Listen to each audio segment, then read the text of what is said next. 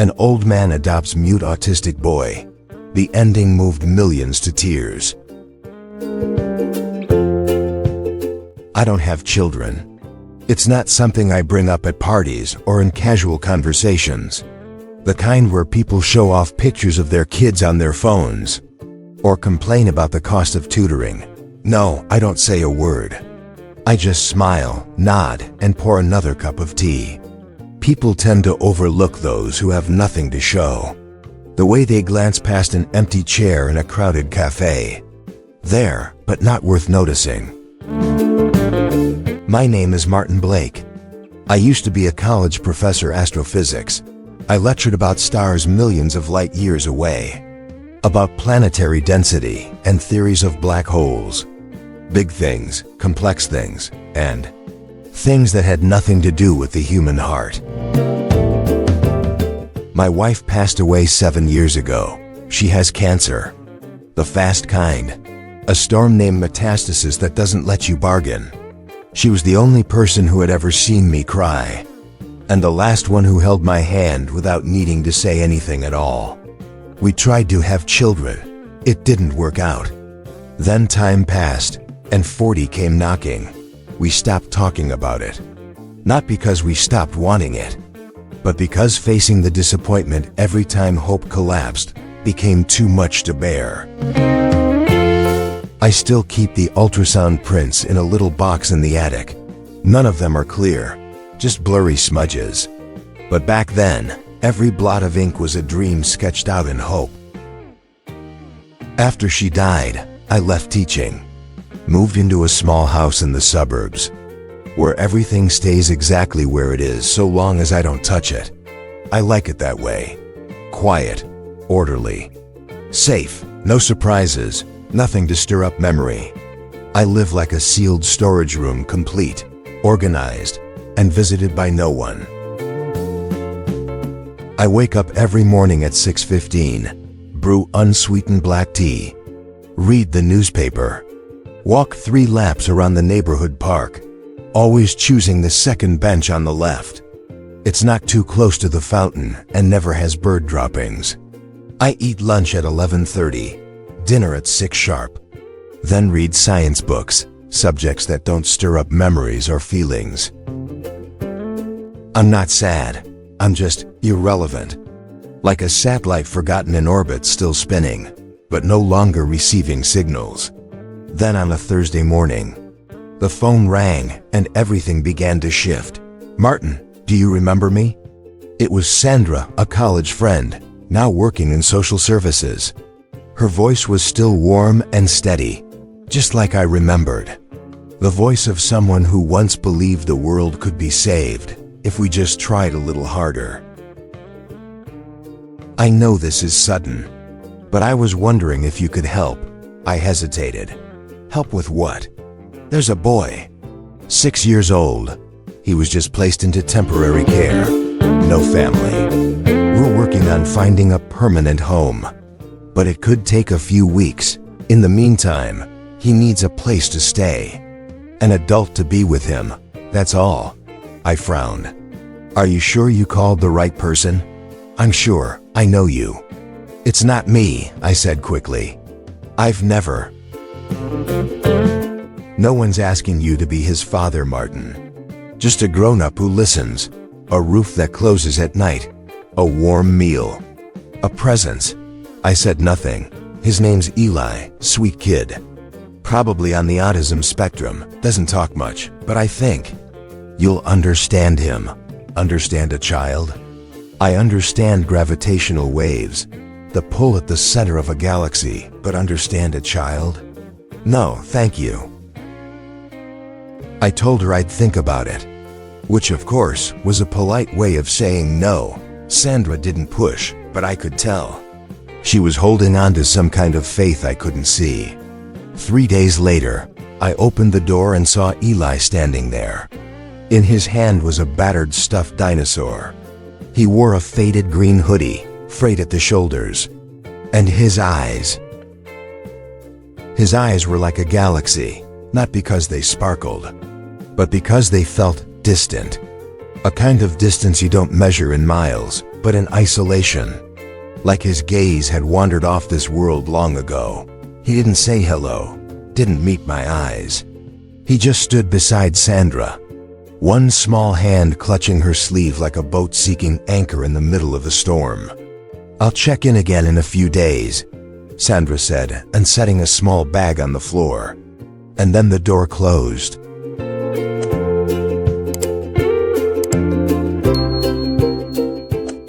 Silence, tense, like the whole house was holding its breath. Eli sat down on a chair, hugging his dinosaur to his chest. I had no idea what to do. I remember walking into the kitchen, grabbing 2 bowls, and making instant soup. While waiting for the water to boil, I heard a soft sound behind me. Eli had gotten up and was quietly circling the living room, his fingers brushing the back of chairs, the edges of tables, like he was mapping out a place he didn't plan to stay long. I set the bowls on the table. Chicken porridge, mild, easy to eat. No reaction. I didn't expect a thank you. But maybe a glance? A nod? Eli did none of that. He just quietly picked up the spoon and ate, like a tiny soldier who'd already learned how to survive. That night, I laid a blanket on the living room floor. While Eli curled up on the couch, he didn't ask for water. Didn't want a bedtime story, not even a sigh. I lay awake for hours, listening to the ticking of the clock like it was the only proof time was still moving. The next morning, I got up early, made my tea, opened the window, and there was Eli, sitting on the floor in the morning light, a crayon in hand, drawing on the back of an old stack of bills I hadn't thrown out yet. He was drawing a figure or something flying, with long wings, and the sun behind it. I didn't ask who he was drawing. I didn't need to, because in his eyes, in that moment, I saw something no physics class had ever taught me. A longing to escape a world too vast, too cold, and too quiet.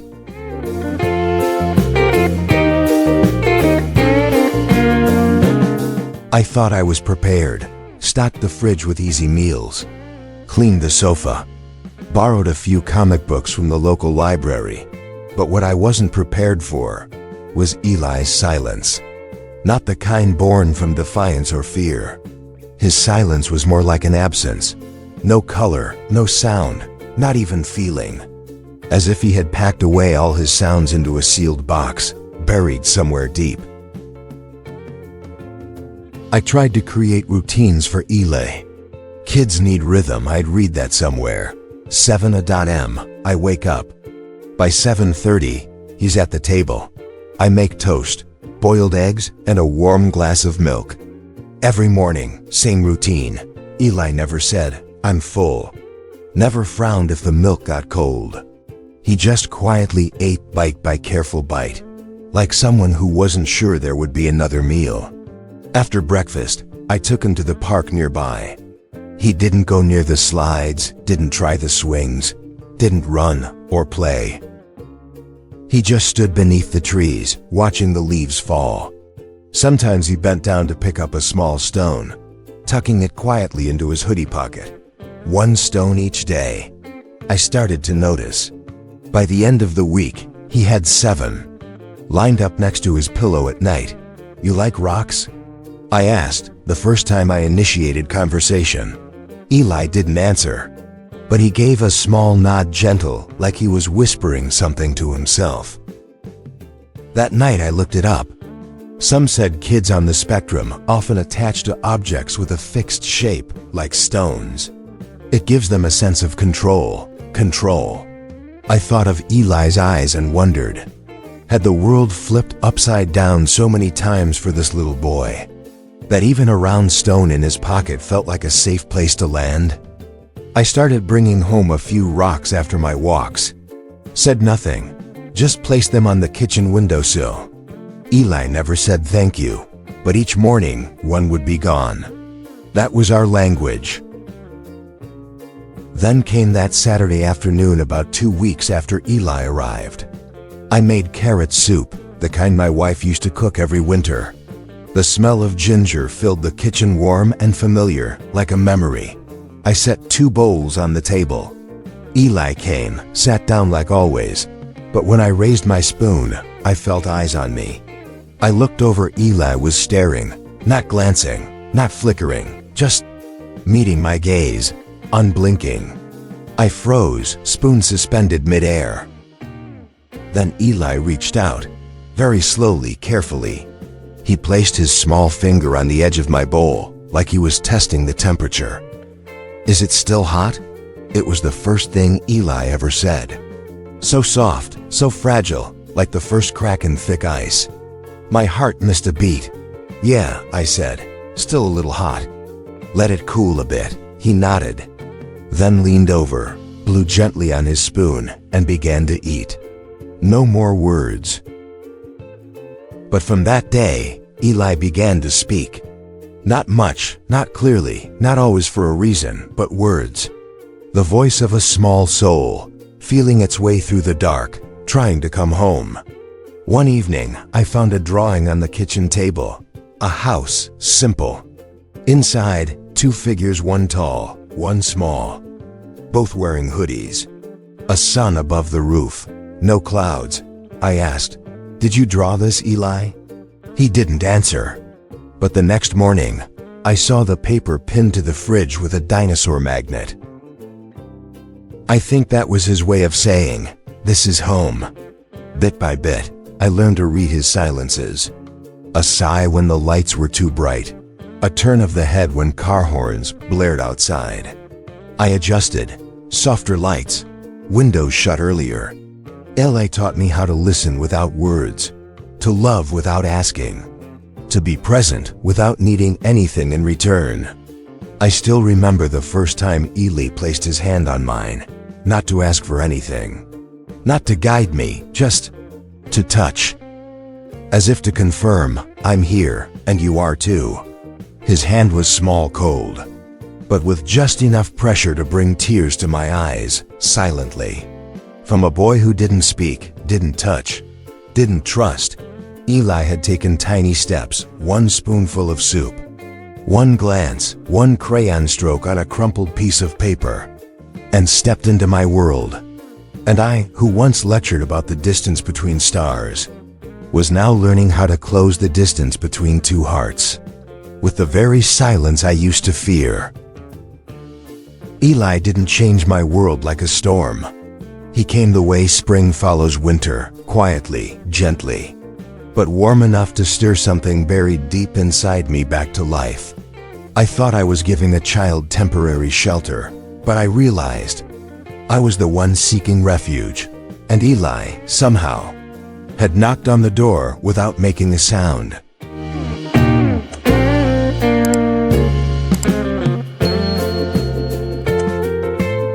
Every morning, I found a new drawing taped to the fridge. No one ever talked about it. There was no agreement, no set rule.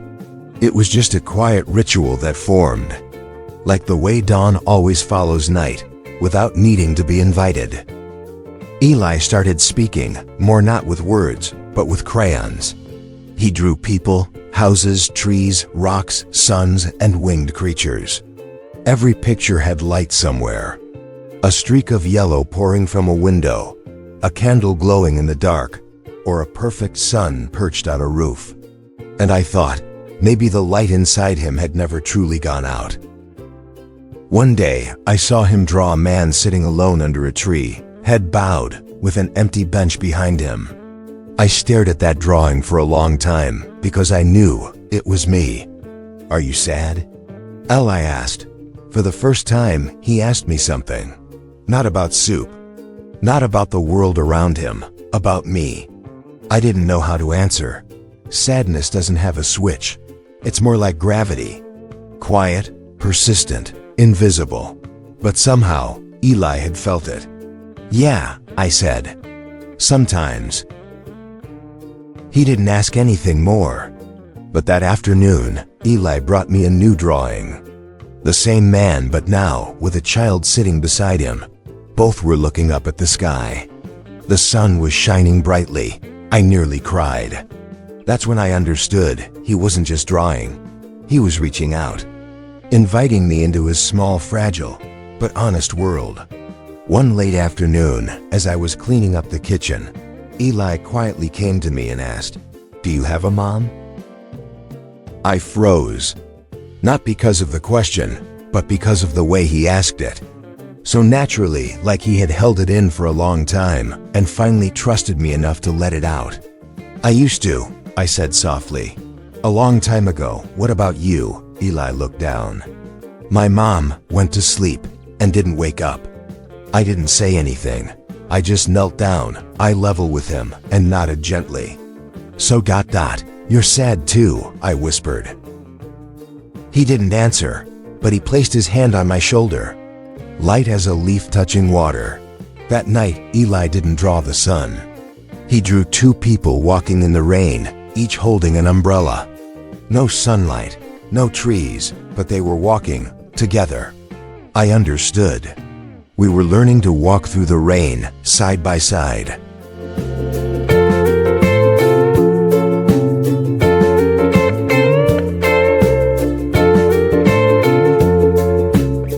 Day by day, Eli became a part of the house like a puzzle piece I hadn't realized was missing.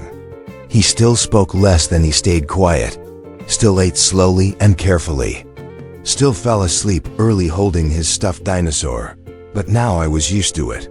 More than that, I was starting to fear the thought of not seeing his morning drawings, those distant eyes, or the quiet way he touched my hand, in place of all the words he didn't say.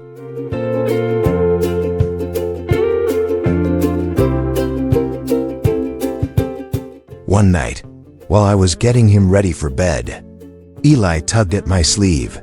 "Will you tell me a story?" I froze. I'd never told a story before. I taught college, formulas, theories, logic. But fairy tales? I couldn't even remember the last time I heard one. "What kind of story do you want to hear?" I asked. Eli shrugged. "One you know." I thought for a moment. Then I told him about a star so far away. It took millions of years for its light to reach us. I told him that some stars are already gone by the time we see them. But their light keeps traveling through space, as if they're still alive, like my mom, Eli whispered. I looked at him in the warm glow of the nightlight. "Yeah," I said, "just like your mom." We didn't say anything else. But from that night on, Eli would remind me, "Tell me more." And I did. Not fairy tales, but the things I used to believe were only for lecture halls and textbooks, now softened into quiet breaths, shared in a room where a little boy was slowly learning how to trust the world again.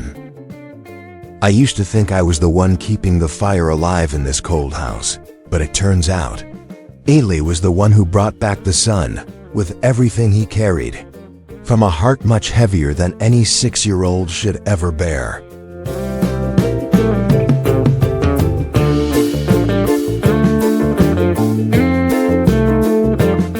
It started with a phone call. I was making tea, the morning unfolding as usual, quiet and gentle. Ellie was sitting at the table, drawing a picture of a dinosaur flying across an orange sky. Lately, he'd been drawing more, talking more. Our nightly stories had become a small ritual. I thought maybe life had found a new rhythm, a kind of happiness that didn't need to be loud. And then the phone rang. I recognized Sandra's voice instantly, but this time, it didn't carry the calm I was used to. There was something tight and urgent in it, like someone trying to stay composed so they wouldn't break something fragile. "Martin," she said, "there's a family who wants to adopt Eli." I stood frozen in the kitchen. My teaspoon dropped onto the saucer with a small but piercing sound. "Where are they?" I asked after a long silence. "Next state over. They've been thoroughly vetted. Great records. They have experience with special needs children. They're very eager." "Does Eli know?" "Not yet. I wanted to talk to you first." I turned off the stove. Some of the tea had spilled, slowly spreading across the counter like a quiet crack forming. That night I didn't tell a story. I couldn't. I just watched Eli sleep, his hair messy on the pillow, arms wrapped tightly around his dinosaur, his breath soft and steady. I didn't know how to tell him that his sun might soon rise somewhere else.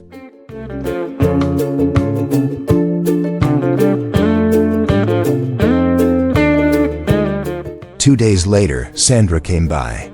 Eli was drawing. He looked up at her, then turned back to his paper without a word. I knew somehow he already understood. Children who've lost know when goodbyes are coming.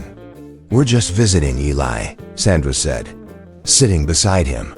Eli didn't reply, but he handed her a drawing. A house with a double roof, a man and a boy sitting on the front steps, a tree nearby.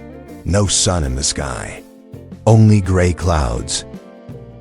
I wanted to say something, that I'd fight to keep him, that I could learn to be a father, that I wasn't sure I met the legal requirements, but I had enough love, but I didn't say any of it. I just sat beside Eli and gently placed my hand on his back. "Can I think about it?" I asked Sandra. She nodded. "Of course. But they're hoping to meet Eli next week." That night, I dreamed I was lost in a long hallway with no windows. I walked and walked, calling Eli's name, but there was no answer. When I woke up, I realized I'd been crying. For the first time in years, I knew. Love doesn't always come with the right to hold on. Sometimes love means letting go. But how do you release something that brought your heart back to life? The next morning, I watched Eli eat breakfast. He giggled softly when the neighbor's cat jumped across the window. And I realized I had never heard him laugh out loud. I wondered if that laughter might grow somewhere else, with another family. But would they know he needs a small stone under his pillow at night? Would they let him draw on the backs of old bills? Or leave the nightlight glowing soft and yellow? I didn't know. All I knew was the sunless days were coming. That evening, Eli drew one more picture. Another house, still with 2 rooftops. But this time, there were 3 figures. The man, the child, and a third person. Holding a suitcase, standing outside the gate. I stared at that drawing for a long time. There was no sun, but I understood. It was Eli's way of preparing me. And himself, preparing to say goodbye. And I somehow had to learn how to say it. Not because I wanted to, but because maybe it was what Eli needed. It's just, my heart wasn't ready. Eli left on a Monday morning under a sunless sky. I woke up earlier than usual. Made breakfast, toast, boiled eggs, a warm glass of milk, just like every other day. But my hands were shaking. I spilled the milk. For the first time since Eli arrived. I spilled the milk. He wore his old green hoodie, clutching his worn dinosaur. A small backpack hung on his shoulders, holding a few sets of clothes, a box of crayons, and the stack of drawings I'd carefully tied together with a red ribbon. Sandra arrived on time. The car idled quietly in front of the house. A couple sat in the back seat. The man had kind eyes. The woman smiled gently when I opened the door. Eli stood next to me on the front steps. I knelt to adjust the strap of his backpack. "You gonna be okay?" I asked, my voice rough. He didn't answer, but he took my hand tight, just like he had on the first day he stepped into this house. "I drew you something," Eli said. He handed me a folded piece of paper. I opened it. It was a drawing. A silver-haired man sitting on a sofa, holding a book. Next to him, a small child asleep, hugging a dinosaur. On the wall hung a picture frame. Outside the window, the sun was rising. I bit down hard on my lip. "Thank you," I whispered, "for everything." Eli looked at me, then pulled a small stone from his hoodie pocket. Smooth, gray, perfectly round, and placed it in my hand. "For you to keep." I couldn't respond. I just hugged him gently, because I knew he didn't like hugs that were too tight. But Eli didn't pull away. He let me hold him, Sandra leaned down and touched Eli's back. "It's time to go." Eli nodded. No tears, no resistance, no questions. He simply turned, walked down the steps one small step at a time, and got into the car. The car pulled away, slowly, then disappeared down the street. I stood on the porch for a long time, the drawing in my hand, the stone in my pocket. Behind me, the house was still, like it had never held laughter, never echoed with stories, never caught the morning light through the windows. That night, I unfolded the drawing again. On the back, written carefully in a child's handwriting, were the words, "I will miss you, Eli." I cried. I didn't try to stop it. I didn't want to stop it. Some encounters, no matter how brief, are enough to restructure the entire architecture of a soul. Eli didn't share my name, my DNA, or my childhood memories, but he was my son, in the way the heart decides who it belongs to.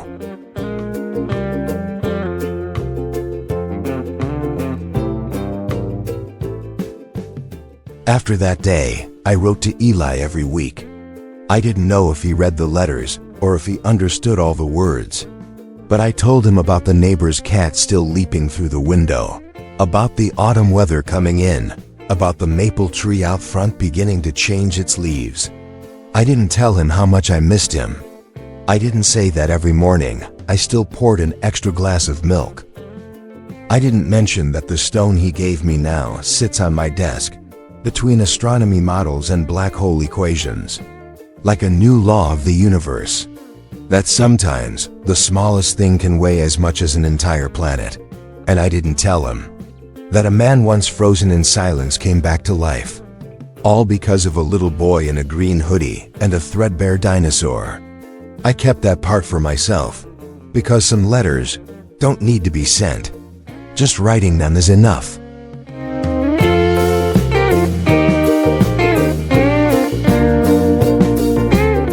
I've lost count of how many times I've walked around that house this past year. The old house with creaky wooden floors, east-facing windows, and the wall where Eli used to tape up his drawings every morning. The tape marks are still there. I never peeled them off, partly out of laziness, partly out of fear.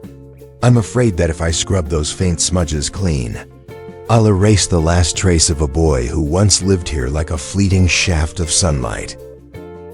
Some days, I sit by the window for hours, reading letters I've written but never sent. They feel like stars, distant, softly glowing, and uncertain if they'll ever reach where they're meant to go. I write to Eli as if he's still in the next room, just asleep, just halfway through a drawing. I tell him about the neighbor's cat that still meows every morning, about the bush out back that bloomed late, about how I've started walking every afternoon, even though my legs ache and the wind bites. And then, there are days I do nothing at all, just sit. Let time fall like the rain off the porch roof, steady, tired, and unnamed. On days like that, I think about growing old, about those who've left me, and about a boy who once sat on the floor, using the back of a power bill to build a world only he understood.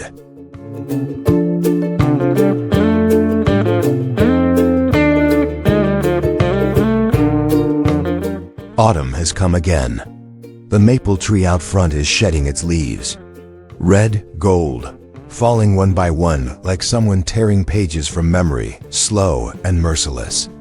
Every morning, I watch that tree as if I'm watching a silent film. Just color and repetition. Last autumn was the season of goodbye. I still remember the morning Eli left, the way he didn't cry, the way he placed that stone in my hand like he was giving me a piece of his soul. I kept that stone like a sacred memory. Once, I dropped it. It rolled under the couch and I nearly panicked. I searched for it with shaking hands, because I knew it wasn't just a stone.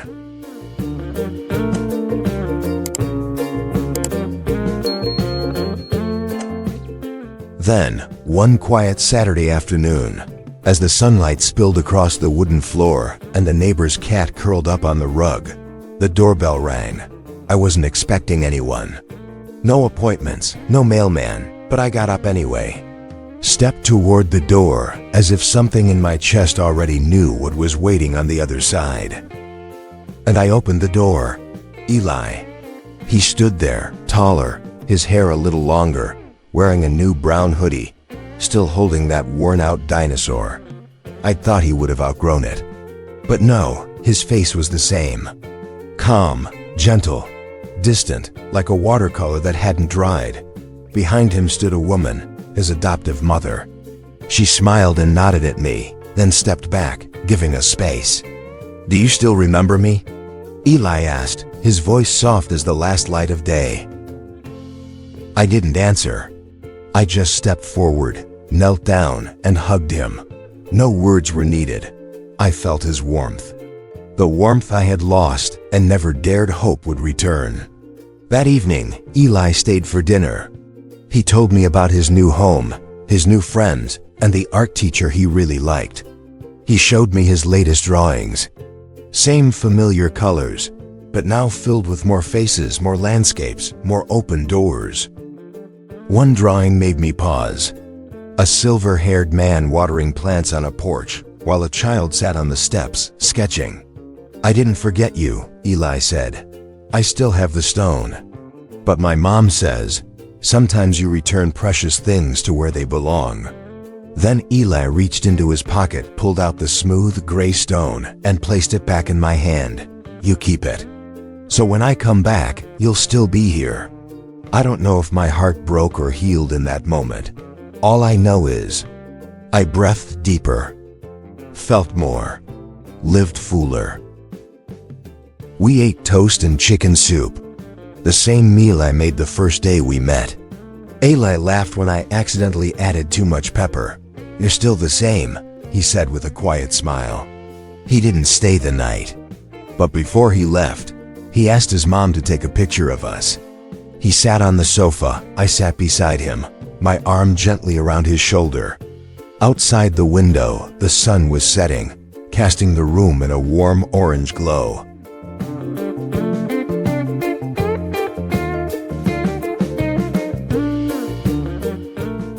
After they left, I stood for a long time holding the printed photo she'd given me right from the car. I placed it in a frame, one I'd meant to use for a photo of the stars.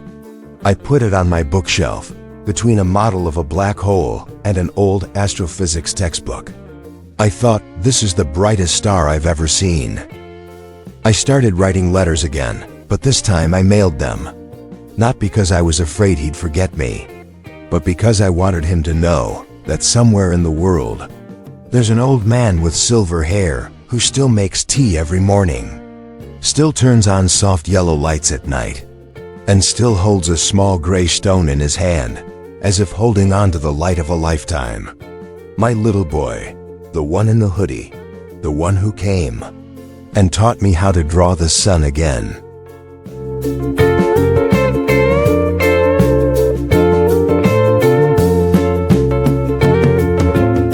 Some stories aren't meant to make you burst into tears. They're meant to make you quiet, not because they're grand, but because they're true. True enough that you see yourself in them. In the weariness, in the waiting, in the moments that feel too late, but aren't. We often forget that every person is carrying something that still needs healing. No one walks through this life without having lost something. A person, a dream, a piece of their heart. And maybe that's why we're also given the chance to offer one another gentle things. A listening glance, a hand that doesn't let go, a silence that understands. So sit beside someone who needs you, even if they don't ask. Make them a cup of tea. Listen for the words they can't quite say, and never believe you're too small to soften someone's pain. Because sometimes, all a person needs to stay standing is to know they haven't been left behind. And if today, after closing this story, you walk back into the world with a heart just a little softer, a pace just a little slower, a kindness just a little deeper, then that, in itself, is a miracle. Nothing is ever too small. when it's given with love.